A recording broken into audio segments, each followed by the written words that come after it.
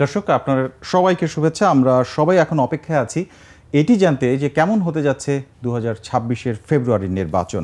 কেমন নির্বাচন হবে এবার, কি কি ঝুঁকি আছে এবারের নির্বাচনে, এবং নির্বাচন কমিশনের কি কি চ্যালেঞ্জ আসলে সামনে, এই বিষয়গুলো জানার চেষ্টা করব। সেসব নিয়ে আমাদের আজকের নির্ধারিত আলোচনার বিষয় গ্রহণযোগ্য নির্বাচন আয়োজনে ইসির চ্যালেঞ্জ কতটা।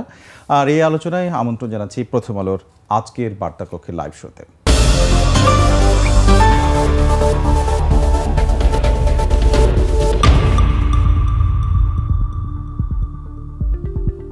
ইসির চ্যালেঞ্জ কতটা এবং কি কি, সেই বিষয়গুলো জানবো আমাদের আজকের বার্তা কক্ষের অতিথির কাছ থেকে। আমরা আজকে স্টুডিওতে আমন্ত্রণ জানিয়েছি স্থানীয় সরকার ও নির্বাচন বিশেষজ্ঞ ডক্টর তোফায়েল আহমেদকে। ডক্টর তোফায়েল আহমেদ, আপনাকে স্বাগত। ধন্যবাদ। আমি প্রথমেই জানতে চাইবো এটি যে এবারের নির্বাচন অর্থাৎ 2026-এর ফেব্রুয়ারির যে নির্বাচন, সেটিতে কোন ক্ষেত্রে ঝুঁকিটা আপনি বেশি দেখছেন? আমি বিশেষ করে দুটো ক্ষেত্রে উল্লেখ করতে চাই, মাঠের সহিংসতা নাকি প্রশাসনিক ব্যবস্থাপনা। ধন্যবাদ আপনাকে। না, আমি একটু মনে মনে হাসি পাচ্ছিল জি, যে আপনি নির্বাচন বিশেষজ্ঞ বা এসব সে পরিচয় করে দিচ্ছিলেন। তা আমি নির্বাচন বিশেষজ্ঞ কীভাবে হলাম এটা আমিও ঠিক বুঝতে পারছি না। তো একটা গান আছে না যে মুঝে শরাবি বানা দিয়া, এখন এই আপনারাই আমাকে এইভাবে করতে করতেই এটার বিশেষজ্ঞ করে ফেললেন। আসলে আমি রাজনৈতিক বিজ্ঞানের ছাত্র হিসেবে নির্বাচন পড়াশোনা করেছি, নির্বাচন বিষয়ে একটা আগ্রহ ছিল, আপনি তো অনেক কাজও করেছেন। সেই হিসেবে এই ফের সাথে নিজের অজান্তে কীভাবে জড়িত হয়ে গেছি। তবে প্রত্যেকটা নির্বাচন নিজস্ব বৈশিষ্ট্য থাকে। জি, কোনো দুই নির্বাচন একরকম হয় না। এখন বাংলাদেশে বিগত সময় 3টে নির্বাচন হয়েছে, এগুলো কোনো নির্বাচন হিসেবে কেউ স্বীকৃতি দেয় নাই। নির্বাচন হওয়ারটা হয়েছে, কিন্তু এখন যে নির্বাচনটা হতে যাচ্ছে সেটাকে যারা সরকারে আছেন তারা, যারা নির্বাচন কমিশনে আছেন তারা, এবং যারা নির্বাচন করবেন তারা, এই তিন পক্ষকে কিন্তু এইটাকে সত্যিকার নির্বাচন ধরে নিতে হবে। এখানে কোনো হাঙ্কি পাঙ্কি, এখানে কোনো ফাঁকিবাজি, এখানে আমি প্রভাবিত করব, আমি এরকম একটা কৌশল অবলম্বন করব, এগুলো করা চলবে না। কেন চলবে না? প্রথমত, যারা ভোটারদের মধ্যে বিভিন্ন শ্রেণী বিভাগ আছে, নতুন ভোটার আছে, একদম নতুন, প্রথমবার ভোট দিবেন, বয়সও হয়েছে 18+, জি, তার সাথে যুক্ত হয়েছে। আচ্ছা, আবার গত নির্বাচনে কোয়ালিফাই করেছে, ভোট দিতে পারে নাই, তার আগের নির্বাচনে কোয়ালিফাই করেছে, ভোট দিতে পারে নাই, তার আগে কোয়ালিফাই করেছে, ভোট দিতে পারে নাই, এই লোকগুলো আছে। এদের মধ্যে একটা ক্ষোভ আছে দিতে না পারার। আর যারা প্রথমবারের মতো দিচ্ছে তাদের মধ্যে আনন্দ আছে, একটা ভোট দেবো এবার প্রথমবারের মতো। জি, আর যারা ধরেন পুরনো আছে তারা তো আছেই, তারা ভোট দিতে পারে না, দীর্ঘদিন লাইনে আসে নাই, ভোট সেন্টারে যায়নি, এই লোকগুলো আছে। সুতরাং প্রথম একটা আপনাকে ধরে নিতে হবে যে এইবার ভোট সেন্টারে লোক সমাগম বেশি হবে স্বাভাবিকভাবেই। আচ্ছা, এখন লোক সমাগম হবে কোন ধরনের লোক সমাগম? এগুলো কোনো মানে অর্গানাইজ করে নিয়ে আসা লোক না। এবার লোক কিন্তু স্বতঃস্ফূর্তভাবে আসবে, কিন্তু সেন্টারগুলোর মধ্যে কতগুলো প্রকৃতি থাকে। মনে করেন এই একটা বিশেষ ভোট কেন্দ্র না, এই একটা বিশেষ নির্বাচনী এলাকা। এই নির্বাচনী এলাকাতে একটা বিশেষ দল, বিশেষ প্রার্থীর জয়ের সম্ভাবনা মানুষের কাছে হয়তো বেশি, আবার আরেকটা নেকের নেক এরকম থাকতে পারে। তাহলে যিনি জয়ী হবেন বলে প্রত্যাশা করেন তিনি হয়তো অ্যাগ্রেসিভ হবেন, তিনি হয়তো আরও ভোট বেশি কালেকশন করার চেষ্টা করবেন, এই চেষ্টা কিন্তু থাকে। যিনি দ্বিতীয় স্থানে আছেন তিনিও ছেড়ে দিবেন না, একদম সর্বশেষে যিনি আছেন তিনিও তার নিজস্ব কিছু বলয় আছে, ওখানে ছেড়ে দিবেন না। এইসব করতে গিয়ে কিন্তু ভোট সেন্টার ভিতরে, ভোট সেন্টারের চৌহদ্দির মধ্যে, ভোট সেন্টারের অনেক বাইরের দিকে কিছু গণ্ডগোল হয়। প্রথমত ঝুঁকি হবে নির্বাচন কমিশনের, প্রশাসনের, আইনশৃঙ্খলা রক্ষা বাহিনীর। এই ঝুঁকিটা থেকে সেন্টারকে মুক্ত রাখা। আপনি নিশ্চয়ই জানেন, এবং আপনি যে প্রসঙ্গগুলো বলছিলেন সেই জায়গাগুলোতে সবসময় ঝুঁকির হিসেবে ঝুঁকিপূর্ণ বিবেচনা করা হয়।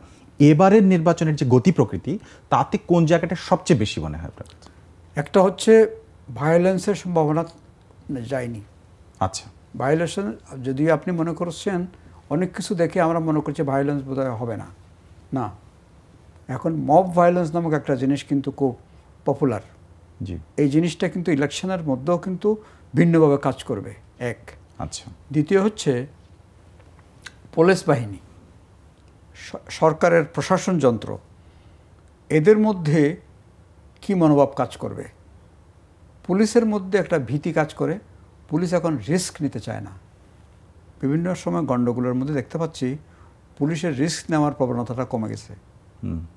রিস্ক তো এই ক্ষেত্রে অবস্থাভেদে নিতে হবে। আচ্ছা, আর্মির প্রশ্ন আসছে। আর্মিকে আপনি ডিপ্লয় করবেন নিশ্চয়ই, কারণ আগে আর্মি আইনশৃঙ্খলা রক্ষা বাহিনীর ডেফিনেশন থেকে বাদ ছিল।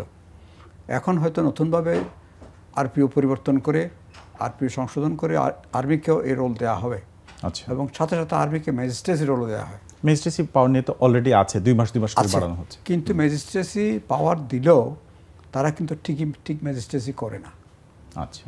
ম্যাজিস্ট্রেসি করার জন্য যেরকম প্রস্তুতি এবং প্রশিক্ষণ অন্যান্য কিছু দরকার, এটি তাদের কাছে ওরকম নেই। আরেকটা জিনিস আমি দেখেছি, কিন্তু নির্বাচনের সময়টা কি তারা বিশেষভাবে করবে বলে মনে করেন? আমার করতে হবে, না করলে অসুবিধা হবে। আচ্ছা। কারণ আর্মির একটা ইমেজ আছে, আর্মি আসছে এই কথাটা শুনলে কিন্তু 50% পরিষ্কার হয়ে যায়। পুলিশ আসে ওটা হয় না। এটা একটা হিউম্যান সাইকোলজি। বাংলাদেশের বিশেষ ক্ষেত্রে এটা হচ্ছে, পুলিশ আছে কাজ হয় না, কিন্তু আর্মি আসবে তাতে কিন্তু কাজ হয়। তো সেই জন্য বলছি আর্মিকে পূর্ণ মাত্রায় ডেপ্লয় করতে হবে, সঠিক দায়িত্ব দিতে হবে, পুলিশকে তার ভূমিকা পালন করতে হবে। তার সাথে তারাও সম্পূর্ণভাবে পারে না, আনসার লাগে, জনগণের সহায়তা লাগে। জনগণের সহায়তার ক্ষেত্রে একটা বড় ঘাটতি আছে। এবারে আমি একটা প্রশ্ন করি, একটা সম্পূরক প্রশ্ন, সেটি হচ্ছে যে এবারে নির্বাচনে যে দলগুলো সম্ভাব্য অংশগ্রহণ করবে বলে মনে করছে, নতুন দল অনেক আছে, পুরনো ইসলামী দলগুলো একদিকে অবস্থান, আমরা দল এবং জোট সম্পর্কে জানি না। প্রশ্ন হচ্ছে যে কোন গোষ্ঠীর তরফ থেকে আপনি সহিংসতার শঙ্কাটা করছেন? এখন সহিংসতাটা কারা করে, এটা কোনো অর্গানাইজড পার্টি সহিংসতা হয় না, এটা হচ্ছে ক্যান্ডিডেট বেস সহিংসতা। দেখেন, এটা মাত্রা ডিফারেন্স আছে, এটা অদ্ভুত একটা ব্যাপার। সাধারণত ওয়েস্ট বেঙ্গলে দেখবেন আপনি পার্টি বেসড সন্ত্রাস হয়, তৃণমূল সন্ত্রাস করছে, বিজেপি সন্ত্রাস করছে, এরকম একটা পার্টি বেসড হয়। এইখানে কিন্তু সেটা না, এখানে কিন্তু ক্যান্ডিডেট, স্পেসিফিক ক্যান্ডিডেট কিন্তু কিছু সন্ত্রাস করে, এবং ওই ক্যান্ডিডেটের কতগুলো নিজস্ব, এগুলোর সাথে পার্টি সংযুক্ত থাকে না। কিন্তু পার্টিগত কি একেবারে উড়িয়ে দেওয়া যায় না? উড়িয়ে দেওয়া যায় না, কিন্তু পার্টি আজকাল ঠিক ওইভাবে সন্ত্রাসে লিপ্ত হয় না। যদি কোনো একটা বড় ভাই পিছন থেকে এটাকে ঠেকা না দেয়, সাপোর্ট না দেয়, সব কিছু না দেয়, কিন্তু শুধু পার্টির কারণে কিন্তু এটা হয় না। তো সেজন্য আমাদের এইখানে সতর্ক থাকতে হবে যে কিছু ক্যান্ডিডেট আছে তারা অনেক পয়সা করেছে এবং অনেক পয়সা করে খরচ করবে, এবং এগুলো খরচ করে তারা এইসব প্রস্তুতি নেবে। তাহলে এখান থেকে সেই সম্ভাবনাটা আপনি দেখছেন? সেই সম্ভাবনা আছে, সেই সম্ভাবনা দৃঢ়িত হয়নি, তবে একটু কমবে। কারণ হচ্ছে একটু কমবে অথবা আবার একতরফা হবে, এরকমের সম্ভাবনা থাকবে। একটু কমবে কেন? আওয়ামী লীগ মাঠে নাই। আওয়ামী লীগের যে শক্তি, অর্থ এবং অস্ত্র, লোকজন, হেলমেট বাহিনী, এই বাহিনী সেই বাহিনী, এরা মাঠে ইলেকশনে ওইভাবে আওয়ামী লীগের হয়ে থাকবে না, তারা তো অন্য দলের হয়ে নামবে না। এটা আপনার নিশ্চয়তা দিবেন কিভাবে? অর্থাৎ তাহলে কি ত্রিমুখী ব্যাপার হতে পারে? হতে পারে, সেজন্য বলছি। কারণ যারা সন্ত্রাসী তারা সন্ত্রাসী। আমি বলি আপনাকে একটা ছোট্ট ঘটনা। আমি উত্তরাতে থাকি।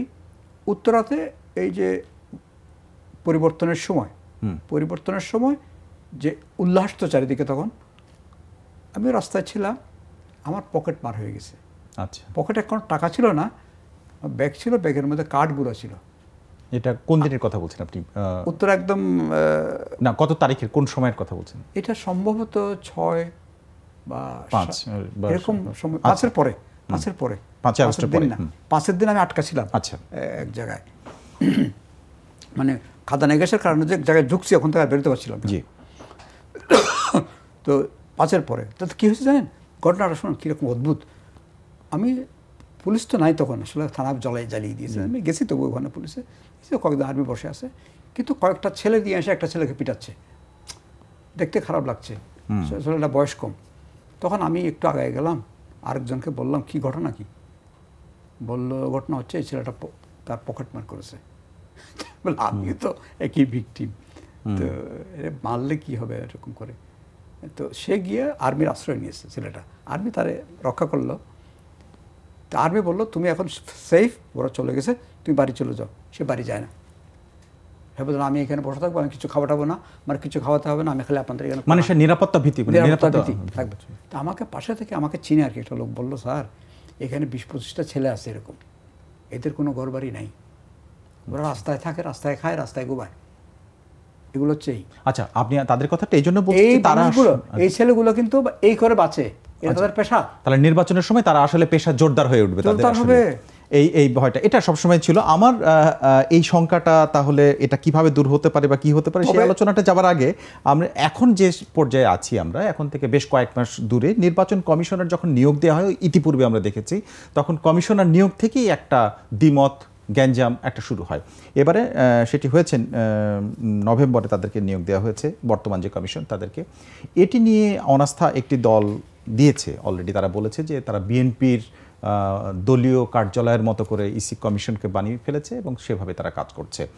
এইরকম আরও বাড়বে কিনা বা এটার কোনো প্রভাব পড়বে কিনা?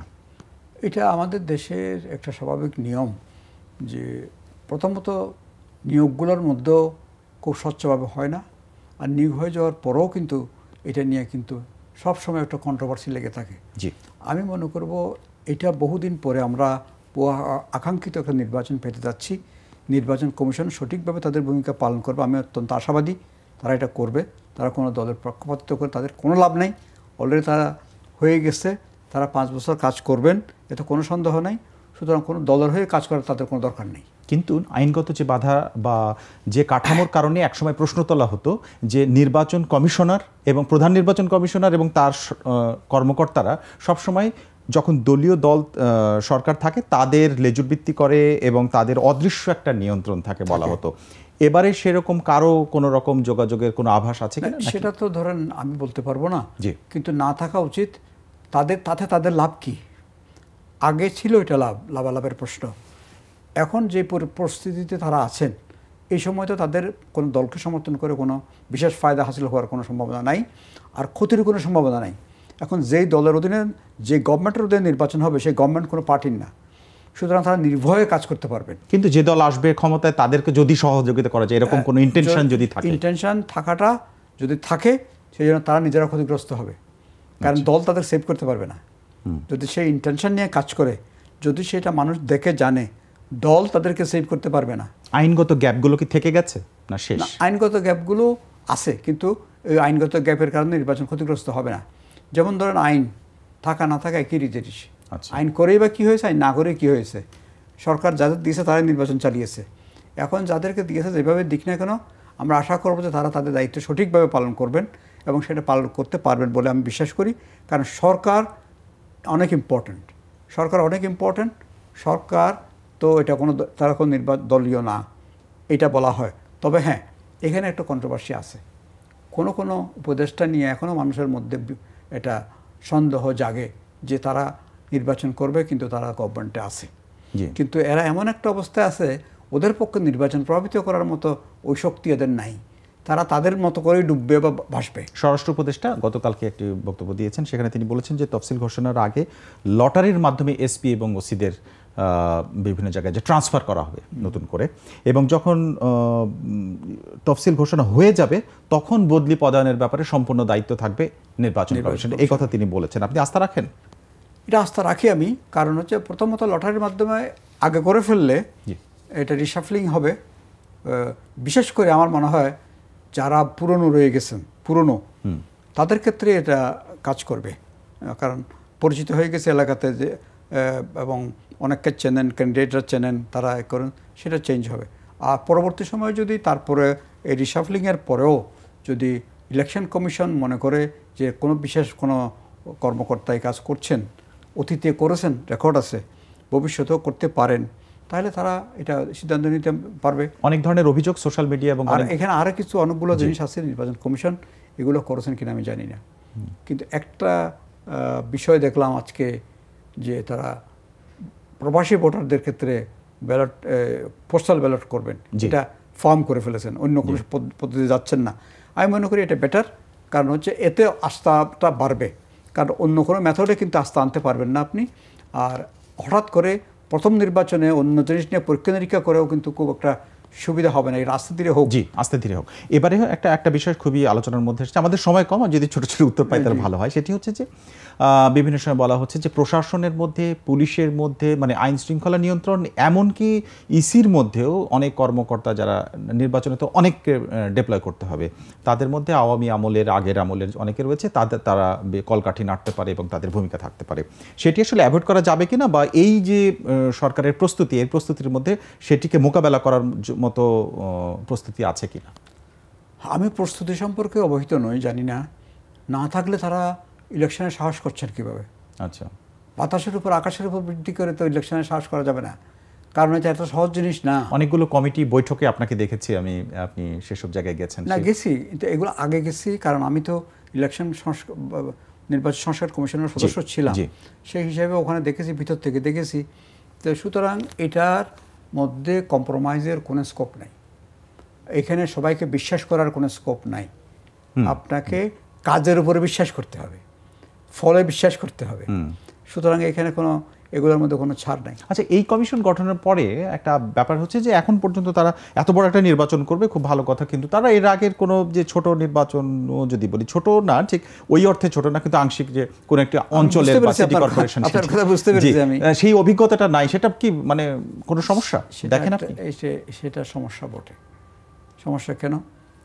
যারা নির্বাচন কমিশনের কর্মকর্তা তারা ইলেকশন করেছেন, কিন্তু আমাদের যারা ইলেকশন কমিশনার, প্রধান নির্বাচন কর্মকর্তা, তারা কিন্তু হয়তো সরকারি কর্মকর্তা হিসেবে ইলেকশনে কাজ করতে পারেন, কিন্তু এই হিসাবে কিন্তু তারা করেন নাই।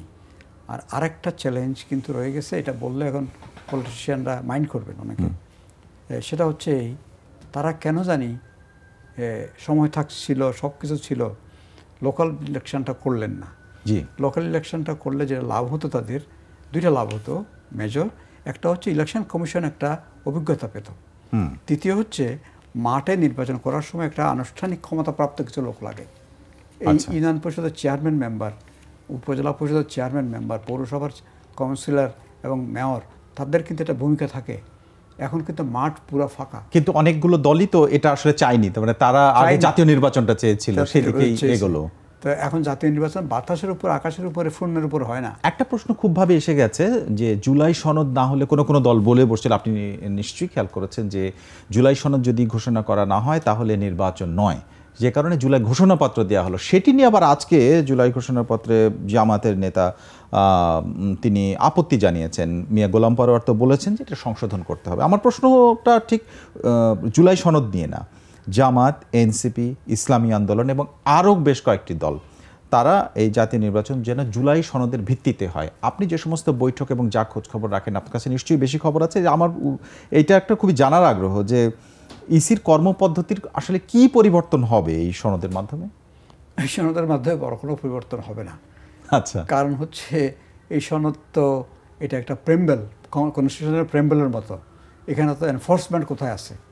এনফোর্সমেন্টের মধ্যে একটা জিনিস আছে শুধু, সেটা হচ্ছে ইমিউনিটি। যারা বিপ্লব করেছেন, যারা এটার মধ্যে যুক্ত হয়েছেন, তাদের এটা ভবিষ্যৎ ইমিউনিটির প্রশ্নটা আসছে। আর সংবিধানের মধ্যে এই যে কতগুলো গোড়ার কথা সবগুলো স্বীকার করে নেওয়া, ঠিক আছে, এগুলো জুলাই বিপ্লবটাকে স্বীকার করে নেওয়া হলো, এই জিনিসটা হয়েছে জামায়াতের। কিন্তু এখানে যে জিনিসটা হয়নি, হওয়া উচিত ছিল, যেমন প্রফেসর ইউনূস সাহেব গত দিনের ভাষণের মধ্যে এই শব্দটা, একটা শব্দ খালি একবার বলেছেন, সংস্কার। সংস্কারের বিষয়গুলো কোনোভাবে আসছে না। এটার আমি অদ্ভুত একটা রিজন খুঁজে পেলাম না। এতগুলো কমিশন করলো, এরা কাজ করলো, এই দেশে তো অন্তত 50% কাজ হয়ে যেত, কিন্তু এই সুযোগে এটা হলো না কেন? ঐকমত্য কমিশন করা হচ্ছে, তারা ফলাফল দিবে, রেজাল্ট দিবে, এটা বলেছে। ঐকমত্য কমিশনের নেট রেজাল্টটা কি? এই জুলাই সনদ, তারপরে কি? আচ্ছা, এবং অন্যান্য আদার কমিশন যেগুলো, খুব একটা ইতিবাচক দেখছেন না আপনি? ইতিবাচক না, কেমন জানি একটা নিস্তব্ধ সব, এক ধরনের উইথড্রয়াল, এক্সিট, এইসব কথা এখন বেশি শোনা যাচ্ছে। ভাই এখন সময় আছে 6 মাস, এটা তো আপনাকে গভর্ন করতে হবে, it has to be govern. এটা তো খালি ছেড়ে দিয়ে চলে যেতে পারবেন না আপনি কেউ। আচ্ছা, আপনারও কি মনে হয় যে ওই এক্সিট কিংবা এটা সংস্কার যা হয়েছে আর কম, বা এই ব্যাপারে একটু স্তব্ধতা সেরকম মনে হচ্ছে? মনে হচ্ছে, কারণ মনে হয় যেন পুরনো জিনিসগুলো হঠাৎ করে নতুন করে মাথাচাড়া দিচ্ছে। ধরেন বডি ল্যাঙ্গুয়েজটা বদলে যাচ্ছে। আচ্ছা, কিছু অফিসারের বডি ল্যাঙ্গুয়েজ বদলে যাচ্ছে, কিছু রাজনীতিবিদের বডি ল্যাঙ্গুয়েজ বদলে যাচ্ছে, মানুষের সাথে কথাবার্তা বলার বডি ল্যাঙ্গুয়েজ বদলে যাচ্ছে, কিছু মানুষ ভয় পেয়ে যাচ্ছে। এটা কি নির্বাচনে কোনো প্রভাব ফেলতে পারে? মানে কোন ধরনের প্রভাবটা হতে পারে? নির্বাচনের প্রভাব ফেলতে পারে। আচ্ছা, মানুষকে ভয় দেওয়া, পাইয়ে দেওয়া। আমরা শেষের দিকে একটি কয়েকটা প্রশ্ন আমি যেতেই চাই। সেটি হচ্ছে যে লেভেল প্লেইং ফিল্ড নেই বলে দাবি করেছেন জামাতের নায়েবে আমির আব্দুল্লাহ মোহাম্মদ তাহের। কেন জামাত এটা মনে করবে? আপনার কি মনে হয় জামাত বিগত সময়ের থেকে এখন ভালো অবস্থানে নেই? অবশ্যই ভালো অবস্থানে আছে। আমার মনে হয় লেভেল প্লেইং ফিল্ড ইনশাল্লাহ হবে। কেন? আমি মনে করি পলিটিক্যাল সাইড আছে একটা, প্রশাসনিক সাইড আছে, জনগণের দিক আছে। না, আমার প্রশ্নটা এই জায়গায় যে তারা এই দাবিটা করছে কেন লেভেল ফিল্ড নিয়ে, তাদের দিক থেকে? এটা পলিটিক্যাল পার্টিগুলোর নিজস্ব কতগুলো স্ট্র্যাটেজি থাকে। আচ্ছা, স্ট্র্যাটেজিক রিজন থাকে, এরা বলবে এটা। কিন্তু আমার মনে হচ্ছে অবজেক্টিভলি এনসিপি, জামাত, ইসলামী আন্দোলন এইসব দলগুলো যখন মিলিত হয়ে এক জায়গায় হচ্ছে, তখন কিন্তু এরা কিন্তু একটা ফোর্স। এরা একটা ফোর্স, বিএনপি একটা ফোর্স যদি আলাদা হয়। কিন্তু এরা এখন এই মাঠে বেরিয়ে বিশৃঙ্খলা করার মতন অবস্থায় নাই, দরকার নাই। আপনার অভিজ্ঞতা কি বলে? আমার অভিজ্ঞতা বলে যারা জিতবে তারা বিশৃঙ্খলা করবে না। আচ্ছা, আর যারা জিতবে না তারাও বেশি বিশৃঙ্খলা করবে। জিতবে মানে জেতার সম্ভাবনা আছে, এটি বলছেন। কারণ তারা নষ্ট করবে না। এবারে যদি জোট গঠন না হয়, তাহলে এখন পর্যন্ত যেটুকু শোনা গেছে যে ইসলামী দলগুলো এবং এনসিপি এরা সব একসাথে করতে পারে। সেটি যদি হয় তাহলে আসলে বিএনপি একাই হয়তো হয়ে যাচ্ছে। মানে বিএনপি একা হবে না, বিএনপির সাথে কিছু লেফট পার্টি, কিছু পুরনো দল যাদের বেশি সমর্থক নাই, তারা এটা উল্লেখ করেছে, তারা থাকবে হয়তো, সেই হিসেবে থাকবে তারা হয়তো। আমার প্রশ্নটা আপনাকে যে এই দুইটি ভাগে যদি ভাগ হয়, তাহলে আসলে নির্ভার একটি নিরুপদ্রব এরকম নির্বাচন হতে যাচ্ছে যা প্রেডিক্টেবল এবারে? এখন পর্যন্ত তাই হয়, কিন্তু আমার মনে হচ্ছে আপনাকে আমি বলতে, আরেকবার আসলে এটা হবে। আপনি নভেম্বর আসলে অন্তত এটার একটা trend, really clear trend emerge করবে। আচ্ছা, নভেম্বরের দিকে। জি, এখন পর্যন্ত এটা ফ্লুইড আছে, ফ্লুইড থাকবে আর কিছুদিন। নির্বাচনের সময় আমরা দেখেছি, এর আগের সরকারের সময় যখন নির্বাচন হয়েছে, তখন বিএনপি যখন মাঠে থাকছে কি থাকছে না নির্বাচনের মাঠে, তখন একটি প্রসঙ্গ খুব এসেছিল যে ইনক্লুসিভ ইলেকশন হওয়ার দরকার এবং হওয়া উচিত, এবং সেই জন্য বিএনপিকে প্রয়োজন। সেই সময়ের কথা বলছি। এবারে কোনো কারণে কি আপনার মনে হয় যে আওয়ামী লীগ যদি অংশগ্রহণ তো করবে না, এর যে পরিস্থিতি, তারা তাদের কার্যক্রম পার্টি হিসেবে করতে পারবে না, কিন্তু এতে বাইরের দেশের কোনো এনজিও বা কোনো গণসংবাদ মাধ্যম বা অন্য কোনো কমিশন বা কোনো দিক থেকে যে এটি ইনক্লুসিভ ইলেকশন হচ্ছে না, এরকম কোনো আলোচনা উঠতে পারে কিনা, বা সেরকম কোনো সম্ভাবনা রয়েছে কিনা? উঠানোর চেষ্টা করবে, কিন্তু ইনক্লুসিভ আপনি আওয়ামী লীগকে কীভাবে আনবেন এখন? আচ্ছা, এখানে শুদ্ধ আওয়ামী লীগ, অশুদ্ধ আওয়ামী লীগ, এরকম বহু রকমের কথা শুনেছি। তো এইসব জিনিস তো এটা প্রক্রিয়ার মাধ্যমে হওয়ার কথা, এটা প্রক্রিয়া তো হয়নি। এই প্রক্রিয়া তো শুরু হয়নি, আওয়ামী লীগের দিক থেকেও শুরু করা হয়নি, সরকারের দিক থেকেও বাধা আসছে, আন্দোলনকারীর দিক থেকেও বাধা আসছে, যার ফলে এটা হয়নি। আবার মাঝে মাঝে কিছু কিছু ঘটনা ইরাপ্ট করে, যেমন একজন আর্মি অফিসারকে নিয়ে কয়েকদিন ধরে একটা কথাবার্তা হচ্ছে। এই জিনিসটাই কিন্তু আবার মানুষের মধ্যে অনেক ধরনের অ্যান্টি আওয়ামী লীগ সেন্টিমেন্টটাকে আবার নতুন করে জাগিয়ে তুলেছে। তো সুতরাং আওয়ামী লীগ অ্যাজ পার্টি এই ইলেকশনে থাকার কোনো সম্ভাবনা নাই, কিন্তু তাদের কিছু কর্মী বিভিন্ন জায়গায় যেগুলো সন্ত্রাস করে বাড়া খাটে, এইসব কিছু লোক আছে, এরা কিন্তু যাওয়ার চেষ্টা করবে।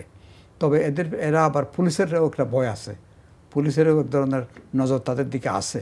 সেই জন্য এটা কতটুকু আসবে বলা যায় না। কিন্তু আমি সব কিছু মিলিয়ে একটা জিনিস আমার কাছে মনে হচ্ছে যে, আমি যেমন ধরেন মহিলাদের ক্ষেত্রে, যেমন যাদের আমার মহলে যেসব মহিলাদের সাথে আমার ইন্টারাকশন হয়, এইবার মহিলারা কিন্তু এনমাস ভোট দিবে, ভোট দিতে যাবে, এটা মনে করছেন? আচ্ছা, এটা মনে করছি আমি। তরুণরা ভোট দিবে। ওই যে বললাম কয়েক শ্রেণী আছে। তাহলে ভোট কাস্টিং কি বেশি হবে এবারে মনে করছেন? ভোট কাস্টিং স্বাভাবিকভাবে বেশি হবে। আগে কতগুলো দেখানো হতো বেশি, এবার যেটা হবে এটা স্বাভাবিকভাবে বেশি হবে। তো ভোট কাস্টিং, ভোট সেন্টারে মানুষ গেলে কিন্তু ওই জিনিসটা কমে আসে। বর্তমান সিইসি এম নাসিরউদ্দিন তিনি গতকালকে যে সংবাদ সম্মেলন হচ্ছে সাংবাদিকদের প্রশ্নের জবাবে তিনি বলেছেন তিনি ইনক্লুসিভ বলতে এটি বোঝেন যে অংশগ্রহণমূলক মানে যে ভোটার যারা ভোটের সংখ্যা সেটার পার্সেন্টেজ কত বেশি হচ্ছে সেটির মাধ্যমে ইনক্লুসিভ। আপনি কি এটার সাথে একমত? এটার সাথে আমি কিছুটা একমত, কারণ একটা ইনক্লুসিভনেসের আরেকটা মিনিং ছিল যে সব পার্টি আসছে, জি, আরেকটা ইনক্লুসিভনেস হচ্ছে ভোটাররা আসছে, এটা দুইটা মিলে ইনক্লুসিভ। তো এখানে পার্টি বলতে গেলে কি, যে পার্টি দেশ থেকে পালিয়ে চলে গেছে সেই পার্টিকে আমি আনবো কীভাবে? এটা তো আনার কোনো পথ নাই। জি, আচ্ছা, যারা আছে এখন তারা তো অংশগ্রহণ করছে, এখানে এমন কোনো দল বলে নাই যে আমি পার্টি ইলেকশনে যাচ্ছি না, এটা বলে নাই। তারা বিভিন্ন রকমের এক একজনের একটা দৃষ্টিভঙ্গি থাকে, অবস্থান থাকে, সেসব দিক থেকে বলবেন। কিন্তু আমার মনে হয় যে আলটিমেটলি যদি এটা জোটের প্রশ্ন আসে, যে বিএনপিপন্থী বা বিএনপির সাথে আছে যারা বামপন্থী বা অন্য মধ্যপন্থী তারা, আর এদিকে ইসলামপন্থী, এটা দুইটা যদি সেপারেট হয়ে যায় তাহলে কিন্তু দুইটা পক্ষেই ভোটটা হবে, দুইটা পক্ষেই ভোটটা হবে। এখানে মারামারি মানে ব্যাপারটা কিরকম যে বিএনপি বনাম অল ইসলামিক পার্টিস, এরকম একটা অবস্থা দাঁড়াতে পারে। তো বিএনপির এক সময় তার জোটসঙ্গী জামাত, কিন্তু এখন এসে জামাতের কিন্তু ভোট সংখ্যা প্রচুর বেড়েছে, এটা কিন্তু অস্বীকার করার জন্য নাই। কারণ একটা হচ্ছে যে আওয়ামী লীগ নাই, জি, ওপেন মানুষ কথা বলতে পারছে, আর একটা হচ্ছে কিছু মানুষ ভোটে আসতো না। কিন্তু আওয়ামী লীগের না থাকা, আপনার কি মনে হয় না যে আওয়ামী লীগ দলে নাই, এখানে মানে নির্বাচনে অংশগ্রহণ করছেন এই জন্য কিছু লোক নির্বাচনে অংশগ্রহণ করবে না, ওই অর্থে যে ভোটার হিসেবে সে ভোট কেন্দ্রে যাবে না, এটাও কিছুটা হওয়ার সুযোগ আছে, এবং না ভোট থাকলে সেখানে প্রভাব ফেলতে পারতো? হ্যাঁ, না ভোটটা তো নাই, না ভোটটা থাকলে কিন্তু ভালো হতো। এবার সেটা কি যুক্ত হওয়ার কোনো সম্ভাবনা এর মধ্যে আছে? এর মধ্যে আছে বলে আমার মনে হয় না, কিন্তু আমরা যারা নির্বাচন কমিশনে কাজ করেছি, নির্বাচন সংস্কার কমিশনে, আমরা না ভোটের বিধান চেয়েছিলাম। আচ্ছা, না ভোটার বিধানটা চেয়েছিলাম এই কারণে যে আরেকটা হচ্ছে রিকল সিস্টেম আমরা চেয়েছি, রিকল, যে একদিকে না ভোট থাকবে আর একদিকে রিকল সিস্টেম, যে আমি আমার এমপিকে রিকল করতে চাই আমরা। আচ্ছা, সেটা আসলে হয়, সেটাও হয়নি। আচ্ছা, আমরা একেবারে শেষ প্রান্তে একটা ছোট্ট প্রশ্ন, সংক্ষিপ্ত উত্তর চাই। বর্তমান সিইসির কোনো রকম ভীতি কাজ করবে কিনা এই নির্বাচন পরিচালনা করার ক্ষেত্রে? কারণ দুজন সিইসি নুরুল হুদা এবং হাবিবুল আল গ্রেপ্তার আছেন আগে, এটি আমার অভিজ্ঞতা নাই। তো সেক্ষেত্রে একজন যখন সিইসি হিসেবে দায়িত্ব পালন করবে এই সমস্ত স্মৃতি তার মাথায় আসবে কিনা, এবং এটা আসলে ভীতি তৈরি করবে? এটা আশা ভালো যে সতর্ক হবে, আমি ভীতি বলবো না, আচ্ছা, সতর্ক হবে। কারণ নুরুল হুদা সাহেব যে কাজটা করেছেন, আমরা কিন্তু রাষ্ট্রপতির কাছে একটা দরখাস্ত করেছিলাম, উনি যে আর্থিক নিয়মগুলো করেছেন সেগুলো তদন্ত করার জন্য। রাষ্ট্রপতি কিন্তু কর্ণপাত করেন নাই, কারণ এগুলো সত্যিকার অর্থেই কিন্তু উনি অপরাধ করেছেন কিছু।